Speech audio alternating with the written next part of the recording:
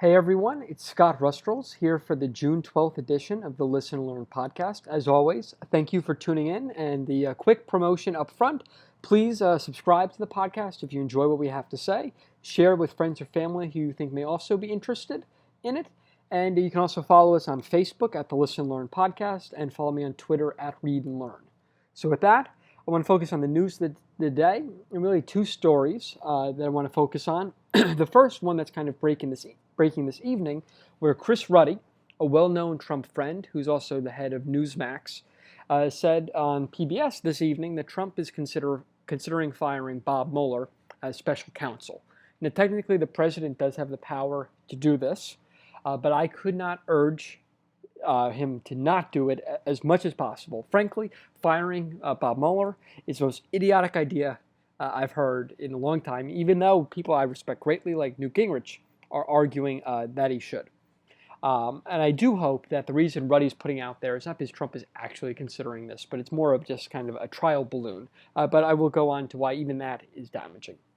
Key thing, though, is thus far, the case against Bob Mueller is he's a friend of Jim Comey, but frankly, anyone you're going to hire at the DOJ may have that problem. And Mueller has a long record. He served under Bush, was appointed by Bush as a Republican, served under Obama, being a man of unimpeachable integrity, to the point that Trump even interviewed him to consider asking him to serve a second term as FBI director.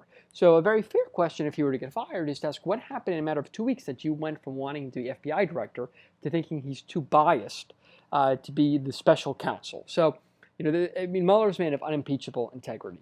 But 4 of the people he's hired for his team have donated to Democrats in the past, including Hillary Clinton. Now, that said, it's a fact of life that in the DOJ, the vast majority of people donated to Democrats. The vast majority of attorneys in general appointed Democrats. So that's just kind of a challenge you can't get past.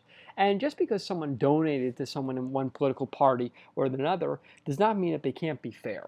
Okay, Bob Mueller is a Republican, but that doesn't mean he can't investigate a Republican fairly. By the same token, just because there are some Democrats on the investigative team does not mean that the whole process is flawed. And at the very least, you have to wait for actual wrongdoing, I would argue, to fire a special counsel. And you need to accept the fact that firing a special counsel, essentially what Nixon did, and you're immediately going to get the Democrats and the media, rightly, pointing to the Nixon analogy. They will, if you think they've gone apoplectic thus far, it would reach a whole new level, and there'd be a very logical question of what are you hiding by firing the special prosecutor?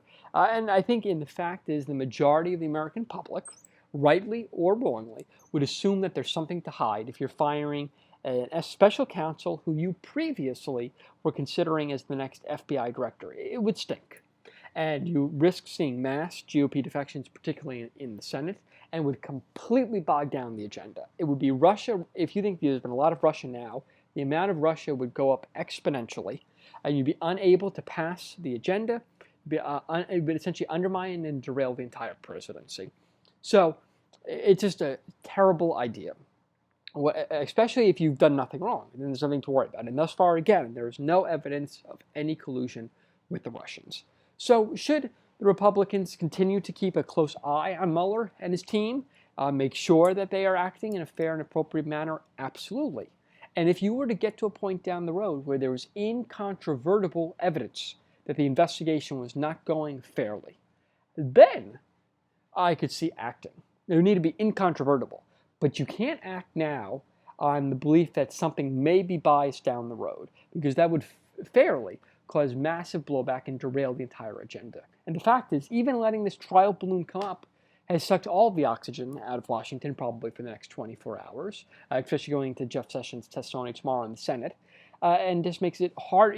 Today, I want to turn to an actual policy decision, which is Trump starting to focus more on apprenticeships and ways to get people up into the middle class. But that has been lost entirely on the Mueller thing. So I would just say again, firing Mueller is a politically stupid thing to do. So with that, let's focus on really the policy of the day, which is trying to help create apprenticeship programs as a way to help people move into the skilled trades and into the middle class. This is something, honestly, that Germany Parts of Scandinavia, like Sweden, have done quite well, where we have not done as well. And it's something where we can learn from them. And we just need to realize that not every single person should go to college, especially when you have to pay $50,000 a year. Borrowing $100,000 to study art history is really not a good financial decision. And it takes me to the question of, what do the occupations of carpenter, plumber, electrician, and machinery mechanic have in common? Well, we're only going to cite government statistics here from the Bureau of Labor Statistics so that there's no bias. But what do those professions have in common? First, they only need a high school degree, so you don't have to go to college for any of them. You typically can begin a training or an apprenticeship role right out of high school. Second, they each have a median income of between $42,000 and $52,000. The national median income wage is $36,000. So you earn more than 15% more than the median household in America, and you don't need a college degree. So you're not borrowing, and you can start your career several years earlier. Plus, through 2024, so over the next 7 years, the net job growth in these trade skills is actually going to be higher than the job growth for the country as a whole, in part because they've been undersupplied for several years, and you're going to see a lot of retirements in these industries. That's going to create tremendous opportunity for people. So you have growing industries, growing jobs in industries that don't require a college degree and pay you better than the national average. This is a ticket to the middle class for working class and poor kids throughout America. Plus, if you're an entrepreneur, you could set up your own contracting firm, create your own business, be your own boss, hire people. These are tremendous jobs, and the key thing is that these are skilled trades. To become an electrician or a carpenter or a plumber requires real skill. And the problem is, in our country, too often we look down at people who work with their hands, and that's wrong. Especially, if you don't think an electrician is a skilled trade, why don't you try wiring your own house? These are jobs we should push people to go into. It's for many, college is not the right answer for everyone. And the problem is, if you look at our policymakers today in Washington, 95% of Congress has a college degree. Only less than 40% of the country has a college degree.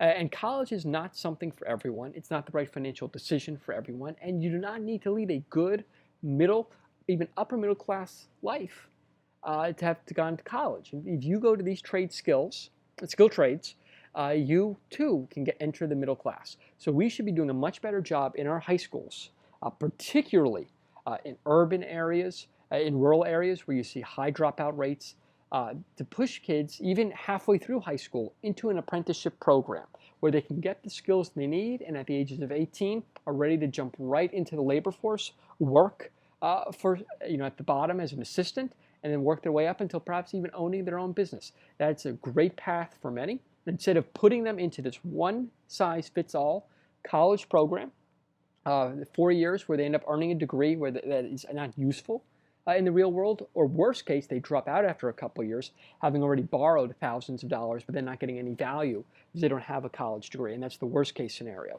So I'm glad to see the president pushing this. He won his election by winning disenchanted Americans who want to move up the economic ladder from the working class and have been completely unable to do so. For hundreds of thousands of Americans, skilled trades and other jobs that don't require a college degree but rather require a high school degree and specific job training is a ticket for them to move up the socioeconomic ladder and ensure that they can raise their kids with a better life than they had themselves, which is at the end of the day the core essence of the American dream. So I'm glad Trump is making a policy initiative. He should continue to focus on it not just this week, but the duration of his presidency. And it'd be a shame if he lets some political theater about who the next what's going to happen with the special counsel overshadow what should be a key plank of his economic platform. So with that, that's today's edition of the Listen and Learn podcast. As always, thank you for listening, and we'll talk to you tomorrow.